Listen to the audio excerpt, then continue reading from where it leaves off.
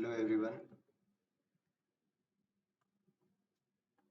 Hello everyone. मेरा नाम है शाहदेव सिंह और ये ये जो सेशन है एम लक्ष्मीकांत का सेकंड सेशन है, जिसमें हम लक्ष्मीकांत को समझने की कोशिश कर रहे हैं कि कैसे हमारे संविधान का निर्माण कैसे हुआ और क्या-क्या प्रावधान किए गए हैं हमारे संविधान में, वो सब समझने की कोशिश करते हैं। जैसे कि हमें मालूम है कि एम लक्ष्मीकांत सभी एग्जामों के लिए मोर देन सफिशिएंट और बहुत ही इम्पोर्टेंट बुक है। तो जैसे हम तैयारी करते हैं या फिर मोस्ट अपर हम बात करें, मोस्ट की एस्पेक्ट है, यूपीएससी की बात करें तो यूपीएससी स्टेट पीसीएस में जो जितने भी एग्जाम होते हैं, जितने भी तो उसमें जो है ये बहुत रिलेवेंट हो जाता है। तो आज के सेशन में हम समझेंगे कि हमारा संविधान बना कैसे और इसके पीछे क्या क्या फैक्टर रहे हैं। तो सबसे पहले हम जानेंगे, जैसे हमारा संविधान है तो सबसे पहले हम पास्ट जानेंगे, प्रेजेंट जानेंगे और फ्यूचर जानने की कोशिश करेंगे। तो तीन डायमेंशन पे हम प्रिपेयर करेंगे। तो हमारा संविधान आज जो है उसकी हिस्ट्री, उसकी बैकग्राउंड क्या था, तो ये हिस्टोरिकल बैकग्राउंड समझने के। तो आइए शुरुआत करते हैं आज के सेशन का। भारत में ब्रिटिश 1600 ईस्वी में ब्रिटिश ईस्ट इंडिया कंपनी के रूप में व्यापार करने आए। 1600 ईस्वी महारानी एलिजाबेथ प्रथम के चार्टर द्वारा उन्हें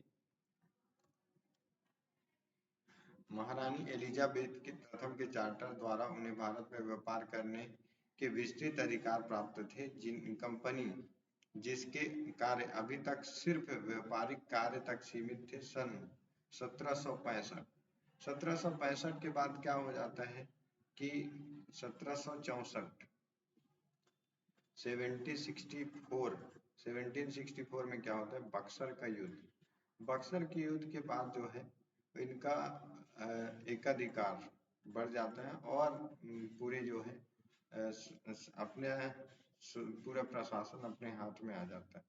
तो 1764 के बाद तो यही है कि व्यापारिक कार्यों तक सीमित न होकर 1765 में बंगाल, बिहार और उड़ीसा के दीवानी अर्थात राजस्व और दीवानी न्याय के अधिकार प्राप्त हो गए कर लिए। इसके तहत भारत में उसके क्षेत्रीय शक्ति बनने की प्रक्रिया प्रारंभ हुई। सन 1858 में सिपाही विद्रोह के परिणाम स्वरूप ब्रिटिश ताज ने भारत के शासन का उत्तरदायित्व प्रत्यक्षता अपने हाथों में ले लिया। यह शासन 15 अगस्त 1947 में भारत की स्वतंत्रता तक अनवरत रूप से जारी रहा। तो एक कंपनी आती है, वहां से एक परमिट लेके आती है ब्रिटेन से, और रानी जैसे कि जानते हैं वहां पे जो है राजतंत्री शासन था। तो राजतंत्री शासन से एक परमिट लेके कोई कंपनी भारत में व्यापार करने आती है और व्यापार करते करते वो यहाँ का प्रशासन अपने हाथ में ले लेती है। लेकिन जैसे ही पता चलता है तो वहाँ की संसद उसको कंट्रोल करती है, क्योंकि यह कंपनी इस संसद से, इस पार्लियामेंट से लोन लिए रहती सरकार से। जब 1858 की घटना होती है तो वो जो है ब्रिटिश ताज ताज के शासन में, वहाँ के राजा के शासन में जो है या इस कंपनी का जो बागडोर है वो चला जाता है। तो यही कहा गया है कि 1764 में जो बक्सर का युद्ध होता है, उस बक्सर के युद्ध के बाद बंगाल, बिहार का दीवानी मामला, राजस्व और न्याय का अधिकार जो है प्राप्त हो जाता है। इसके तहत उनके क्षेत्रीय शक्ति बनने की प्रक्रिया प्रारंभ हो जाती है और 1858 के सिपाही विद्रोह के परिणाम स्वरूप ब्रिटिश ताज ने भारत का शासन का उत्तरदायित्व प्रत्यक्षता अपने हाथ में ले लिया। तो स्वतंत्रता मिलने के साथ ही भारत में एक संविधान की आवश्यकता महसूस हुई, क्योंकि भारत ने राजशाही शासन देखा हुआ था जिसमें केवल एकाधिकार, मोनोपोली की बात होती थी। तो अब धीरे धीरे भारत जो है एक गणतंत्र होने की और सबको स्वतंत्रता होने की बात और ये महसूस कर चुका था। इसलिए जो है स्वतंत्रता मिलने के साथ ही भारत में एक संविधान की आवश्यकता महसूस हुई। 1934 में एम एन राय, भारत में साम्यवादी आंदोलन के प्रणेता ने एम एन रॉय, जो कि संविधान के निर्माण में बहुत ही भूमिका निभाते हैं, इनको एडवाइजर के रूप में जाना जाता है। तो भारत में साम्यवादी के प्रणेता थे एम एन रॉय, के दिए गए सुझाव को अमल में लाने के उद्देश्य से 1946 में संविधान सभा का गठन किया गया और 26 जनवरी 1950 को संविधान अस्तित्व में आया। यद्यपि संविधान और राजस्व व्यवस्था की अनेक विशेषताएं ब्रिटिश शासन से ग्रहण की गई, तथापि ब्रिटेन शासन से कुछ घटना ऐसी थी जिनके कारण ब्रिटिश शासित भारत में सरकार और प्रशासन की विधिक रूपरेखा निर्मित की गई। इन घटनाओं ने हमारे संविधान और राजतंत्र पर गहरा प्रभाव छोड़ा। इन घटनाओं का क्रमवार ब्यौरा निम्नानुसार है। तो कैसे कैसे बना, जैसे कि ब्रिटिश सरकार आई, तो ब्रिटिश सरकार ने कैसे रेगुलेशन करना स्टार्ट किया, क्या क्या नियम बनाए, उनके उनको फॉलो करते हुए हमने देखा कि हम भी कैसे उस नियम को फॉलो करके हमारे देश के लिए एक नियम और एक कानून बना सकते हैं, जिसके तहत सभी के लिए इक्वलिटी और सभी उसमें सभी उसको मानने के लिए बाध्य। तो सबसे पहले कंपनी का शासन आता है 1773 से 1858 तक। तो कंपनी क्या करती है 1773 का रेगुलेटिंग है। तो 1773 में जो कंपनी शासन कर रही थी, तो 1773 से जो संसद थी, तो संसद ने एक रेगुलेट करने कंपनी को रेगुलेट करने के लिए एक रेगुलेटिंग एक्ट पारित करती है ब्रिटेन की संसद। तो उसमें क्या कहा गया, इस अधिनियम का अत्यधिक संवैधानिक महत्व है यथा जैसे कि भारत में ईस्ट इंडिया कंपनी के कार्यों को नियमित और नियंत्रित करने की दिशा में ब्रिटिश सरकार द्वारा उठाया गया यह पहला कदम था।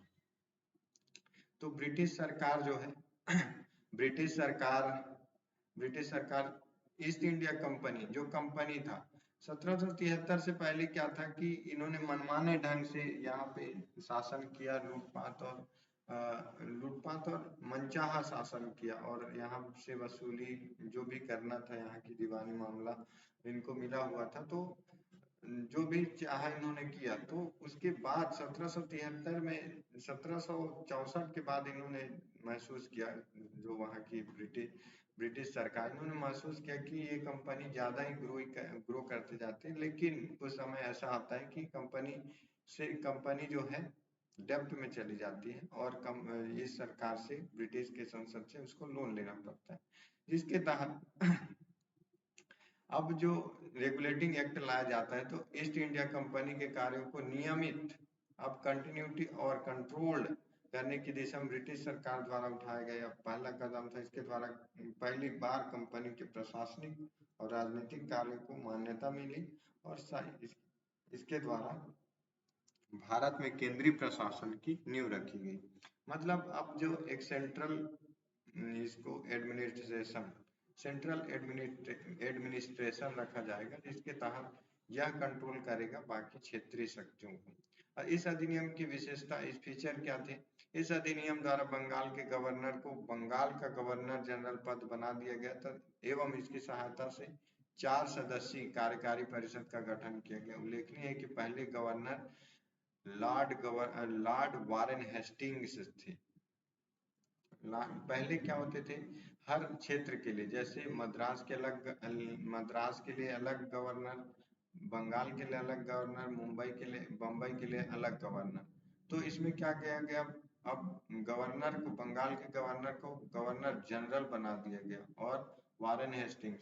अब इसके तहत मद्रास एवं बम्बई के गवर्नर बंगाल के गवर्नर के अधीन हो गए, जबकि पहले सभी प्रेसिडेंसी के गवर्नर एक दूसरे से अलग थे।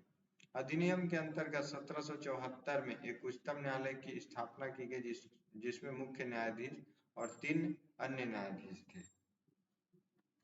उसके बाद जो है, इसके तहत कंपनी के कर्मचारियों को निजी व्यापार करने और भारतीय लोगों से व्यापार में रिश्वत लेने पर प्रतिबंध कर दिया गया। पहले क्या थे कि निजी जो कंपनी के कर्मचारी होते थे वो आके यहाँ पे प्राइवेट अपना खुद का बिजनेस करना स्टार्ट कर देते थे, इंडिविजुअल बिजनेस स्टार्ट करते थे। तो उसको अब जो संसद जो है कंट्रोल करने की तरह, तो जो भी कर्मचारी होगा, जो एम्प्लॉय होगा, वो जो है निजी व्यापार नहीं कर पाएगा और भारतीयों से कोई भी रिश्वत या उपहार नहीं ले सकता। पांचवा पांचवी जो फीचर विशेषता है इसकी, इस अधिनियम द्वारा ब्रिटिश सरकार का कोर्ट ऑफ डायरेक्टर कंपनी का गवर्निंग बॉडी के माध्यम से कंपनी पर नियंत्रण सशक्त हो गया। इसे भारत में इसके राजस्व, नागरिक और सैन्य मामलों की जानकारी ब्रिटिश सरकार को देना आवश्यक कर दिया गया।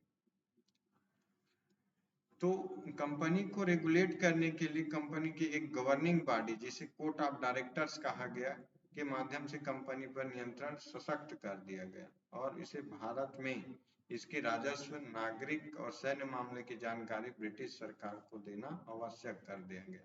हाँ, लेकिन 1773 रेगुलेटिंग एक्ट पारित करने के बाद अब उसमें कुछ कमी रही, उसको दूर करने के लिए 1784 में पिट्स इंडिया एक्ट लाया गया। तो पिट्स इंडिया एक्ट के तहत, पिट्स इंडिया एक्ट में कंपनी को रेगुलेटिंग एक्ट 1773 की कमी को दूर करने के लिए ब्रिटिश संसद ने एक संशोधित अधिनियम 1781 में पारित किया। इसे एक्ट सेटलमेंट के नाम से भी जाना गया। इसके बाद एक अन्य महत्वपूर्ण अधिनियम पिट्स इंडिया एक्ट 1784 अस्तित्व में आया। इस अधिनियम के फीचर्स क्या रहे? तो इस अधिनियम के फीचर्स की हम बात करें तो एक उसकी कमी को दूर करने के लिए एक संशोधित अधिनियम पारित किया गया था 1781 में, जिसे एक्ट ऑफ सेटलमेंट के नाम से भी जाना गया। अब इस अधिनियम 1784 के पिट्स इंडिया एक्ट के तहत क्या किया गया, इसने कंपनी के राजनीतिक और वाणिज्यिक कार्यों को पृथक पृथक कर दिया गया कि भाई अब वाणिज्यिक कार्य अलग होगा, जो भी फाइनेंशियल वर्क होगा वो अलग, और पॉलिटिकल वर्क जो है अलग रहेगा।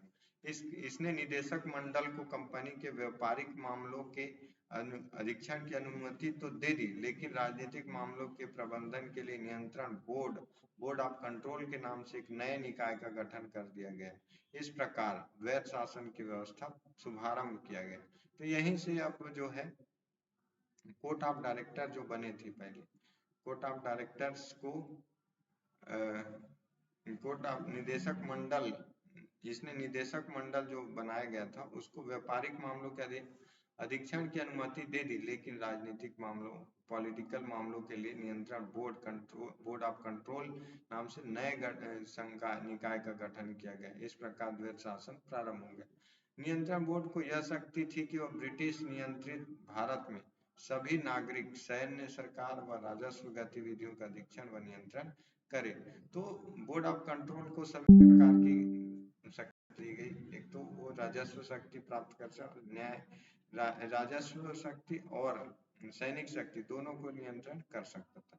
इस प्रकार अधिनियम दो कारणों से महत्वपूर्ण था। भारत में कंपनी के अधीन क्षेत्र को पहली बार ब्रिटिश आधिपत्य का क्षेत्र कहा गया। दूसरा क्या है, तो दूसरा ब्रिटिश सरकार को भारत में कंपनी के कार्यों और प्रशासन पर पूर्ण नियंत्रण अब प्राप्त हो गया था। अब पहले जो 1773 तक कंपनी अपने हिसाब से कार्य कर सकती थी, लेकिन अब टोटली जो है वहाँ के गवर्नर, वहाँ की सरकार के हिसाब से उस कंपनी को कार्य करना पड़ता था। उसके बाद 1784 के बाद 1833 में एक चार्टर अधिनियम पास किया जाता है। ब्रिटिश सरकार के केंद्रीकरण की दिशा में यह अधिनियम निर्णायक कदम था।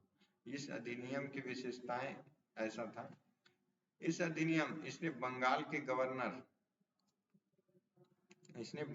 गवर्नर जनरल को भारत का गवर्नर जनरल बना दिया गया। पहले जो गवर्नर हुआ करते थे उसको बनाया गया था गवर्नर जनरल, बंगाल के गवर्नर जनरल बनाया गया था, जिसमें वारेन हेस्टिंग्स को सबसे पहले वारेन हेस्टिंग्स को गवर्नर जनरल बना दिया गया था। अब उस गवर्नर जनरल को पूरे भारत का गवर्नर जनरल बना दिया गया था, जिसमें सभी नागरिक और सैन्य शक्तियां निहित थी।